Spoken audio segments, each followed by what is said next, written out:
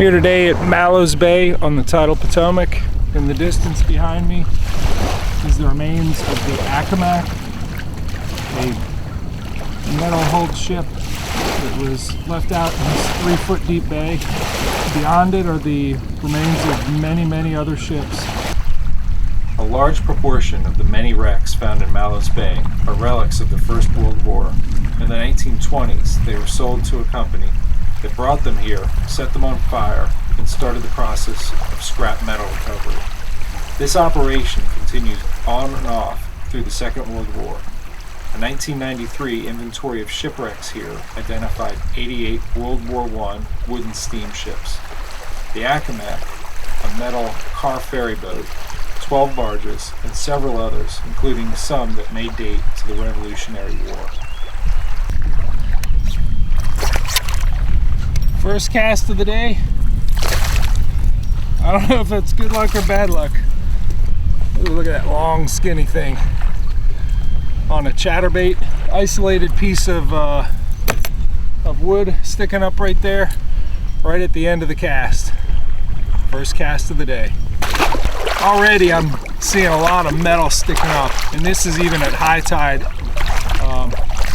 Kind of reminds me where the Potomac and Shenandoah come together up near Harper's Ferry. There's a lot of metal in that water too, in the form of, you know, old parts of the railroad bridges that get knocked into the river with the floods.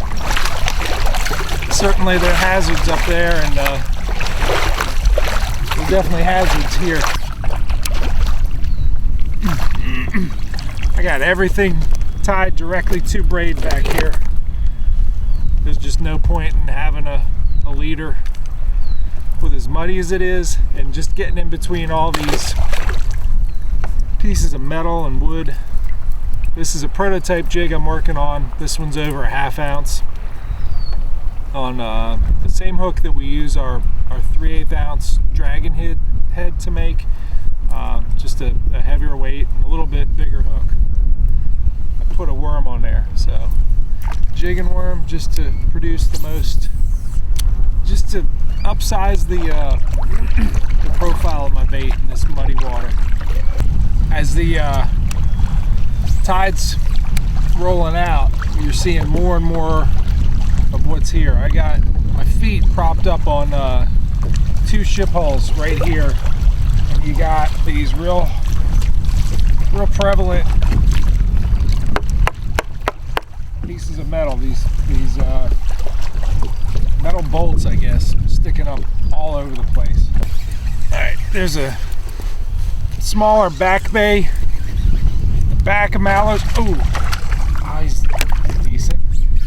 And there's a little outflow there, tiny little outflow, and some wood sitting right there. Man, another.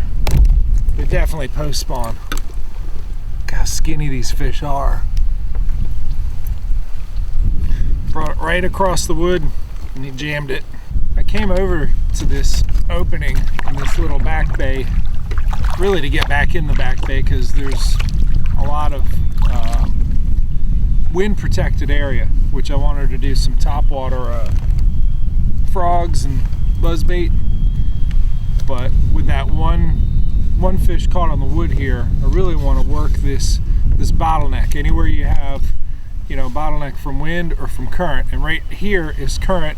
You have, you know, 2 sandbars coming together like this, and then they cut out, and I can actually see the water shooting through there and then eddies forming on either side. So I want to work this area thoroughly before I run up in there.